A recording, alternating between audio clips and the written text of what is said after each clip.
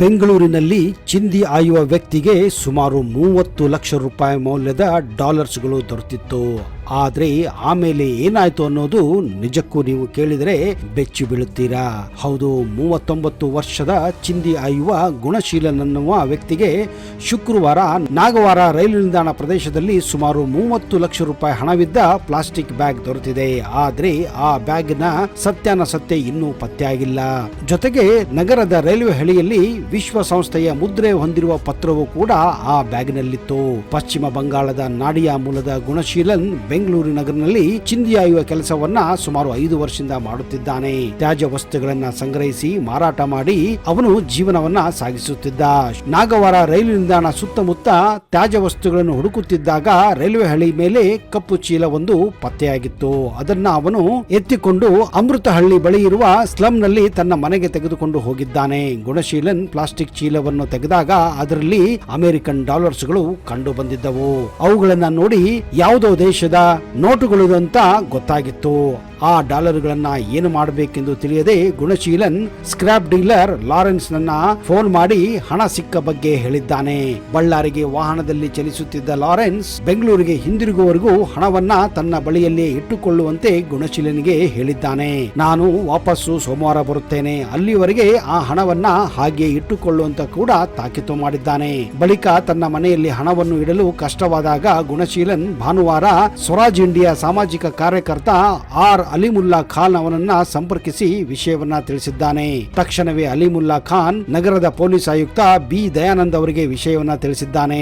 ಹಣದ ಬಗ್ಗೆ ಆಯುಕ್ತರಿಗೆ ಮಾಹಿತಿ ನೀಡಿದಾಗ ಹಣದ ಜೊತೆಗೆ ಗುಣಶೀಲನನ್ನ ಕಚೇರಿಗೆ ಕರೆತರುವಂತೆ ದಯಾನಂದ್ ಅವರು ಹೇಳಿದ್ದಾರೆ. ಬಳಿಕ ಅಧಿಕಾರಿಗಳ ಬಳಿ ಗುಣಶೀಲನ್ ರೈಲ್ವೆ ಹಳೆ ಮೇಲೆ ಸಿಕ್ಕ ಹಣದ ಬಗ್ಗೆ ಬಹಿರಂಗಪಡಿಸಿದ್ದಾನೆ.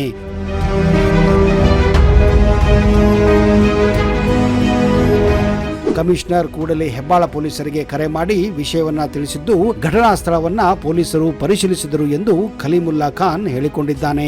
ಇನ್ನು ಈ ಡಾಲರ್ಗಳು ನಕಲಿ ಎಂದು ತೋರುತ್ತಿದ್ದು ಅವುಗಳನ್ನ ಸಂಪೂರ್ಣ ಪರಿಶೀಲನೆಗಾಗಿ ಭಾರತೀಯ ರಿಸರ್ವ್ ಬ್ಯಾಂಕ್ಗೆ ಕಳಿಸಲಾಗಿದೆ ಎಂದು ಹೆಬ್ಬಾಳ ಪೊಲೀಸರು ಆಮೇಲೆ ತಿಳಿಸಿದ್ದಾರೆ. ಆದರೆ 3 ವಾರಗಳ ನಂತರ ಬೆಂಗಳೂರಿನ ವೈಟ್ ಫೀಲ್ಡ್ ಪೊಲೀಸ್ ಠಾಣೆಯಲ್ಲಿ ಡಾಲರ್ಸ್ಗಳು ಕಳ್ಳತನವಾದ ಬಗ್ಗೆ ಒಂದು ಕಂಪ್ಲೇಂಟ್ ಕೂಡ ದಾಖಲಾಗಿತ್ತು.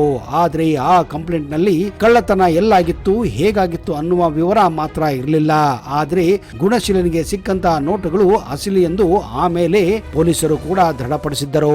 ಈ ನಡುವೆ ಕಂಪ್ಲೇಂಟ್ ಕೊಟ್ಟಂತಹ ಅಮೆರಿಕ ನಿವಾಸಿ ಸ್ಟೀವನ್ ಅವರಿಗೆ ಸಂಬಂಧಪಟ್ಟಂತಹ ಡಾಲರ್ಸ್ಗಳು ಸಿಕ್ಕಿದ್ದವು ಎಂದು ವೈಟ್ ಫೀಲ್ಡ್ ಪೊಲೀಸರು ಹೇಳಿಕೊಂಡಿದ್ದಾರೆ. ಅವರು ಮುಂದೆ ಹೆಬ್ಬಾಳ ಪೊಲೀಸರನ್ನ ಸಂಪರ್ಕಿಸಿ ಆ ಡಾಲರ್ಸ್ಗಳನ್ನ ವಾಪಸ್ಸು ಪಡೆದಿದ್ದಾರೆ. ಈ ಡಾಲರ್ಸ್ಗಳು ಸಿಕ್ಕ ವಿಷಯವನ್ನ ಹೆಬ್ಬಾಳ್ ಪೊಲೀಸರು ಸ್ಟೀವನ್ಗೆ ಸಂಪೂರ್ಣ ಮಾಹಿತಿಯನ್ನ ನೀಡಿದ್ದಾರೆ. ಆಮೇಲೆ ಸ್ಟೀವನ್ ಗುಣಶೀಲನನ್ನ ಕರೆಸಿ ಅದರಲ್ಲಿ 5 ಲಕ್ಷ ರೂಪಾಯಿ ಹಣವನ್ನು ಗುಣಶೀಲನ್ಗೆ ಕೊಟ್ಟಿದ್ದಾನೆ. ಇದು ಗುಣಶೀಲನ ಪ್ರಾಮಾಣಿಕತೆಗೆ ಸಿಕ್ಕಂತಹ ಪ್ರತಿಫಲವಾಗಿದೆ. ಸ್ಟೀವನ್ ನಿಜಕ್ಕೂ ವಾಪಸ್ಸು ಹಣ ಸಿಕ್ಕಿತೆಂದು ತುಂಬಾನೇ ಖುಷಿ ಪಟ್ಟಿದ್ದ ಹಾಗೂ ಗುಣಶೀಲನನ್ನ ಹಾಡು ಹೊಗಳಿದ್ದ. ಗುಣಶೀಲನೀಗ ಚಿಂದಿ ಆಯುವ ಕೆಲಸವನ್ನ ಬಿಟ್ಟು ನಾಗವಾರ ಬಳಿಯೇ ಒಂದು ಟೀ ಅಂಗಡಿಯನ್ನ ಇಟ್ಟುಕೊಂಡಿದ್ದಾನೆ. ವಿಶೇಷತೆ ಏನೆಂದರೆ ಈ ಟೀ ಅಂಗಡಿ ಹೆಸರು ಸ್ಟೀವನ್ ಅಂತ ಇಟ್ಟಿದ್ದಾನೆ.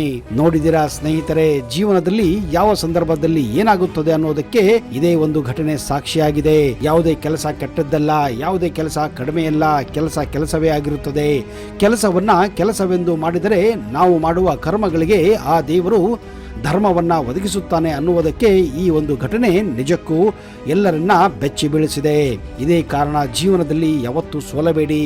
ಒಂದಿಲ್ಲ ಒಂದು ದಿವಸ ಯಾವುದೋ ಒಂದು ರೂಪದಲ್ಲಿ ದೇವರು ನಿಮಗೆ ಒಳ್ಳೆಯದು ಮಾಡೇ ಮಾಡುತ್ತಾನೆ.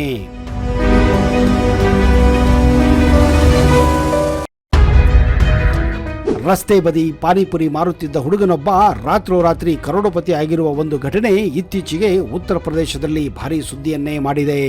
ಆದರೆ ಆ ಪಾನಿಪುರಿ ಹುಡುಗ ಕರೋಡಪತಿ ಆಗಿರೋದು ಹಿಂದೆ ಏನೆಲ್ಲ ನಡೆಯುತ್ತೆ ಅನ್ನುವ ಇಂಟ್ರೆಸ್ಟಿಂಗ್ ಮಾಹಿತಿ ನಿಮಗೆ ನಿಜಕ್ಕೂ ಬೆಚ್ಚಿ ಬೀಳಿಸುತ್ತದೆ. ಉತ್ತರ ಪ್ರದೇಶದ ರಾಜಧಾನಿ ಲಕ್ನೋ ರೈಲ್ವೆ ನಿಲ್ದಾಣ ಎದುರುಗಡೆ ರೂಪೇಶ್ ಕುಮಾರ್ ಎಂಬ 19 ವರ್ಷದ ಯುವಕ ಪಾನಿಪುರಿ ಮಾರ್ತಾ ಇದ್ದ.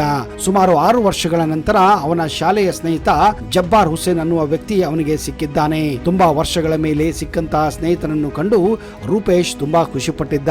ಆದ್ರೆ ಜಬ್ಬಾರ್ ಮಾತ್ರ ರೂಪೇಶ್ನನ್ನ ನೋಡಿ ಬೇಜಾರು ಮಾಡಿಕೊಂಡಿದ್ದ. ಕಾರಣ ಅವನು ರಸ್ತೆ ಬದಿಯಲ್ಲಿ ಪಾನಿಪುರಿಯನ್ನು ಮಾರುತ್ತಿದ್ದ.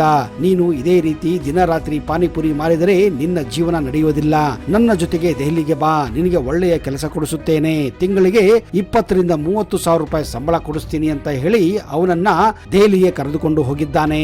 ದೆಹಲಿಯ ಮುಖರ್ಜಿ ನಗರದಲ್ಲಿ ಅವನಿದ್ದ ಒಂದು ಫ್ಲಾಟ್ ನಲ್ಲಿ ಸ್ವಲ್ಪ ದಿನ ಅವನ ಜೊತೆ ಸರಿಯಾಗಿ ತಿಂದು ಉಂಡು ಕುಡಿದು ಮಜಾ ಮಾಡಿದ್ದಾರೆ. ಆಮೇಲೆ ತನ್ನ ಆಫೀಸಿಗೆ ಕರೆದುಕೊಂಡು ಹೋಗಿ ರೂಪೇಶ್ಗೆ ಸೇಲ್ಸ್ ಮೆನ್ಸ್ ಕೆಲಸವನ್ನ ಕೊಡಿಸಿದ್ದಾನೆ. ಹಾಗೂ ಸಂಬಳವನ್ನ ಪ್ರತಿ ತಿಂಗಳು ಬ್ಯಾಂಕ್ ಅಕೌಂಟ್ಗೆ ಟ್ರಾನ್ಸ್ಫರ್ ಮಾಡಬೇಕೆಂದು HDFC ಬ್ಯಾಂಕ್ ನಲ್ಲಿ ಅವನ ಅಕೌಂಟ್ ಕೂಡ ಓಪನ್ ಮಾಡಿಸಿದ್ದಾನೆ. ಇದನ್ನು ಕಂಡಂತಹ ರೂಪೇಶ್ ನಿಜಕ್ಕೂ ಅವನ ಸ್ನೇಹಿತನ ಬಗ್ಗೆ ಹೆಮ್ಮೆ ಹಾಗೂ ಧನ್ಯವಾದವನ್ನ ಅರ್ಪಿಸಿದ್ದಾನೆ. ಆಮೇಲೆ ಜಬ್ಬಾರ್ ಹುಸೇನ್ ರೂಪೇಶ್ನಿಗೆ, ನೀನು ನಮ್ಮ ಕಂಪನಿಯ ಲಕ್ನೋ ಸೇಲ್ಸ್ ಎಕ್ಸಿಕ್ಯೂಟಿವ್, ಮುಂದಿನ ತಿಂಗಳಿಂದ ನಿನಗೆ ಏನು ಕೆಲಸ ಮಾಡಬೇಕೆನ್ನುವ ವಿಷಯ ಗೊತ್ತಾಗುತ್ತದೆ ಹಾಗಂತ ಹೇಳಿ ವಾಪಸ್ಸು ಅವನಿಗೆ ಲಕ್ನೋಗೆ ಕಳಿಸಿದ್ದಾನೆ. ಹಾಗೂ ಅವನಿಗೆ 1 ತಿಂಗಳ ಅಡ್ವಾನ್ಸ್ 25,000 ರೂಪಾಯಿ ಕ್ಯಾಶ್ ಅನ್ನ ಅವನ ಕೈಗೆ ಕೊಟ್ಟು ಕಳಿಸಿದ್ದಾನೆ. ಸ್ನೇಹಿತ ಮಾಡಿದ ಉಪಕಾರಕ್ಕಾಗಿ ರೂಪೇಶ್ ಕಣ್ಣೀರು ಹಾಕಿದ್ದಾನೆ. ವಾಪಸ್ಸು ಲಕ್ನೋಗೆ ಬಂದು ತನ್ನ ಫ್ಯಾಮಿಲಿಗೆ ನಡೆದ ವಿಷಯವನ್ನೆಲ್ಲ ಹೇಳಿದ್ದಾನೆ. ಮನೆಯಲ್ಲಿ ಅಪ್ಪ, ಅಮ್ಮ ಹಾಗೂ 2 ತಂಗಿಯರು ತುಂಬಾನೇ ಖುಷಿ ಪಟ್ಟಿದ್ದಾರೆ.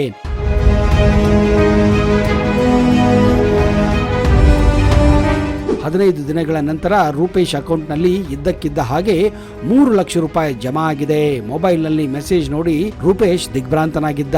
ತಕ್ಷಣವೇ ಜಬ್ಬಾರ್ಗೆ ಫೋನ್ ಮಾಡಿ ಹಾಗೂ ದುಡ್ಡಿನ ಬಗ್ಗೆ ಹೇಳಿದ್ದಾನೆ. ಆದರೆ ಜಬ್ಬಾರ್, ನೀನೇನು ತಲೆಕೆಡಿಸಿಕೊಡಬೇಡ, ಇದು ಕಂಪನಿ ಟ್ರಾನ್ಸಾಕ್ಷನ್ ಅಂತ ಹೇಳಿದ್ದಾನೆ.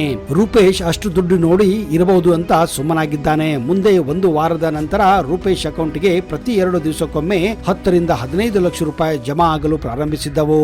ಇದನ್ನು ಕಂಡು ರೂಪೇಶ್ ನಿಜಕ್ಕೂ ಬೆಚ್ಚಿ ಬಿದ್ದಿದ್ದಾನೆ. ಇಷ್ಟೊಂದು ದೊಡ್ಡ ಅಮೌಂಟ್ ಅವನ ಅಕೌಂಟಿಗೆ ಬರುವುದನ್ನ ಕಂಡು ಕೊಂಚ ಗಾಬರಿಯಾಗಿದ್ದಾನೆ. ವಿಚಿತ್ರ ಏನಂದ್ರೆ ಅವನ ಬಳಿ ಆ ಅಕೌಂಟಿನ ಡೆಬಿಟ್ ಕಾರ್ಡ್ ಆಗಲಿ ಚೆಕ್ ಬುಕ್ ಆಗಲಿ ಯಾವುದೂ ಇರಲಿಲ್ಲ. ಕೇವಲ ಅವನ ಮೊಬೈಲ್ ನಂಬರ್ ಮಾತ್ರ ಬಳಸಲಾಗಿತ್ತು. ಹಾಗೂ ರೂಪೇಶ್ ದುಡ್ಡನ್ನ ಏನಾದ್ರೂ ತೆಗೆಯಬೇಕೆಂದ್ರೆ ಅದು ಫೋನ್ ಪೇ ಅಥವಾ ಗೂಗಲ್ ಪೇ ಮಾತ್ರ ಆಗಿತ್ತು. ಅದು ಕೂಡ ಅದರಲ್ಲಿ ಜಬ್ಬಾರ್ ಲಿಮಿಟ್ ಅನ್ನ ಸೆಟ್ ಮಾಡಿಬಿಟ್ಟಿದ್ದ. ದಿನಕ್ಕೆ ಕೇವಲ 5,000 ರೂಪಾಯಿ ತೆಗೆಯಲು ಅದರಲ್ಲಿ ಅವಕಾಶವಿತ್ತು. ಇದೆಲ್ಲ ನಿಜಕ್ಕೂ ವಿಚಿತ್ರ ಅನಿಸುತ್ತದೆ. ಮುಂದೆ ಇನ್ನೊಂದು ವಾರದಲ್ಲಿ ರೂಪೇಶ್ ಅಕೌಂಟ್ ನಲ್ಲಿ ಬರೋಬ್ಬರಿ 1.2 ಕೋಟಿ ರೂಪಾಯಿ ಜಮಾ ಆಗಿ ಹೋಗಿತ್ತು. ಇದನ್ನು ಕಂಡು ನಿಜಕ್ಕೂ ರೂಪೇಶ್ ನಡಗಲು ಪ್ರಾರಂಭ ಮಾಡಿದ್ದಾನೆ. ನೇರವಾಗಿ ಹೋಗಿ ಪೊಲೀಸ್ ಠಾಣೆಗೆ ತನ್ನ ಅಕೌಂಟಿನ ಬಗ್ಗೆ ವಿವರ ನೀಡಿದ್ದಾನೆ. ಪೊಲೀಸರು ಇದನ್ನೆಲ್ಲ ಕೇಳಿ ದೆಹಲಿ ಪೊಲೀಸರ ಜೊತೆ ವಿಷಯವನ್ನ ಮಾತನಾಡಿ ಆಮೇಲೆ ಜಬ್ಬಾರ್ ಬಗ್ಗೆ ವಿಷಯವನ್ನ ಕಲೆಕ್ಟ್ ಮಾಡಲು ಹೇಳಿದ್ದಾರೆ. ದೆಹಲಿ ಪೊಲೀಸರು ಇದನ್ನೆಲ್ಲ 1 ವಾರ ಇನ್ವೆಸ್ಟ್ ಮಾಡಿ ನೋಡಿದಾಗ ಆಮೇಲೆ ಗೊತ್ತಾಗಿದ್ದು ಜಬ್ಬಾರ್ ಅನ್ನುವ ವ್ಯಕ್ತಿ ಆ ಏರಿಯಾದಲ್ಲೇ ಇಲ್ಲ ಹಾಗೂ ಯಾವುದೇ ರೀತಿಯ ಟ್ರಾನ್ಸಾಕ್ಷನ್ ಕೂಡ ಆಗಿಲ್ಲ ಎಂದು ರೂಪೇಶ್ಗೆ ಹೇಳಿದಾಗ ರೂಪೇಶ್ ಬೆಚ್ಚಿ ಬಿದ್ದಿದ್ದಾನೆ. ಮುಂದೆ ಆ ಅಕೌಂಟ್ ನಲ್ಲಿ ಇದ್ದಂತಹ ಎಲ್ಲ ದುಡ್ಡು ಒಂದೇ ದಿನದಲ್ಲಿ ದುಬೈನಲ್ಲಿರುವ ಒಂದು ಅಕೌಂಟ್ಗೆ ಟ್ರಾನ್ಸ್ಫರ್ ಆಗಿ ಹೋಗಿತ್ತು. ಆ ಅಕೌಂಟ್ ನಲ್ಲಿ ಕೊನೆಗೆ ಉಳಿದಿದ್ದು ಕೇವಲ 3,000 ರೂಪಾಯಿ ಮಾತ್ರ. ಈ ಕೇಸನ್ನ ದೆಹಲಿಯ ಸೈಬರ್ ಕ್ರೈಮ್ ಪರಿಶೀಲನೆ ಮಾಡಿದಾಗ ಗೊತ್ತಾಗಿದ್ದು ಇದು ಬೆಟ್ಟಿಂಗ್ ಆಪ್ ನ ಒಂದು ಜಾಲವಾಗಿತ್ತು. ಹೌದು ಸ್ನೇಹಿತರೆ, ಇವತ್ತು ಬೆಟ್ಟಿಂಗ್ ಆಪ್ಗಳು ಸಿಕ್ಕಾಪಟ್ಟೆ ಸದ್ದನ್ನ ಮಾಡುತ್ತಿವೆ. ಹಲವಾರು ಫ್ರಾಡ್ ಕೇಸ್ಗಳು ನಡೆಯುತ್ತಿವೆ. ಕೆಲವು ಜನರು ತಮ್ಮ ಕೋಟಿ ವ್ಯವಹಾರಗಳನ್ನ ನೇರವಾಗಿ ಮಾಡಲಾಗದೆ ಈ ರೀತಿ ಅಮಾಯಕ ವ್ಯಕ್ತಿಗಳ ಅಕೌಂಟ್ ಅನ್ನ ಬಳಸಿ ಇತ್ತೀಚೆಗೆ ದುಡ್ಡನ್ನ ಒಂದು ಕಡೆಯಿಂದ ಇನ್ನೊಂದು ಕಡೆಗೆ ಟ್ರಾನ್ಸ್ಫರ್ ಮಾಡುವ ದಂಧೆಗಳು ಭಾರತದಲ್ಲಿ ತುಂಬಾನೇ ನಡೆಯುತ್ತಿವೆ. ಇದೇ ಕಾರಣ RBI ಪದೇ ಜನರಿಗೆ ಇಂತಹ ಫ್ರಾಡ್ ಕೇಸ್ಗಳನ್ನ ತಪ್ಪಿಸಿಕೊಳ್ಳಲು ಜಾಹೀರಾತುಗಳನ್ನು ಕೂಡ ಕೊಡುತ್ತೇನೆ ಇರುತ್ತಾರೆ. ನಿಮ್ಮ ಅಕೌಂಟ್ ಅನ್ನ ಬಳಸಿ ಬೇರೆಯವರು ಇದರಲ್ಲಿ ದುಡ್ಡನ್ನ ಟ್ರಾನ್ಸ್ಫರ್ ಮಾಡುತ್ತಿರುವುದು ಕಂಡು ಬರುತ್ತಿದ್ದರೆ ದಯವಿಟ್ಟು ಅದನ್ನ ಇಮಿಡಿಯೇಟ್ ಆಗಿ ಸೈಬರ್ ಕ್ರೈಮ್ಗೆ ತಿಳಿಸಿ. ಅದಕ್ಕೆ ಹೇಳೋದು ಸ್ನೇಹಿತರೆ, ಯಾವುದೇ ಒಂದು ಸಂದರ್ಭದಲ್ಲಿ ಯಾರಿಗಾದ್ರೂ ನಿಮ್ಮ ಆಧಾರ್ ಕಾರ್ಡ್ ಡೀಟೇಲ್ಸ್ ಆಗಲಿ, ಪ್ಯಾನ್ ಕಾರ್ಡ್ ಡೀಟೇಲ್ಸ್ ಆಗಲಿ ಅಥವಾ OTP ಕೊಡುವ ಮೊದಲು 100 ಸಾರಿ ಯೋಚನೆ ಮಾಡಿ. ಈ ಫ್ರಾಡ್ ಕೇಸ್ಗಳು ಯಾವ ರೀತಿ ನಡೆಯುತ್ತದೆ ಅನ್ನೋದು ಪೊಲೀಸರಿಗೂ ಕೂಡ ಗೊತ್ತೇ ಇಲ್ಲ. ಯಾವುದಕ್ಕೂ ನಾವು ನಮ್ಮ ಹುಷಾರಿನಲ್ಲಿ ಇರಬೇಕು. ಎಂತ ಸ್ನೇಹಿತನೇ ಆಗಲಿ, ಎಂತ ಸಂಬಂಧಿಕರೇ ಆಗಲಿ, ನಮ್ಮ ಪರ್ಸನಲ್ ವಿಷಯಗಳನ್ನ ಆದಷ್ಟು ಪರ್ಸನಲ್ ಆಗಿ ಇಟ್ಟುಕೊಳ್ಳೋದೇ ಒಳ್ಳೆಯದು.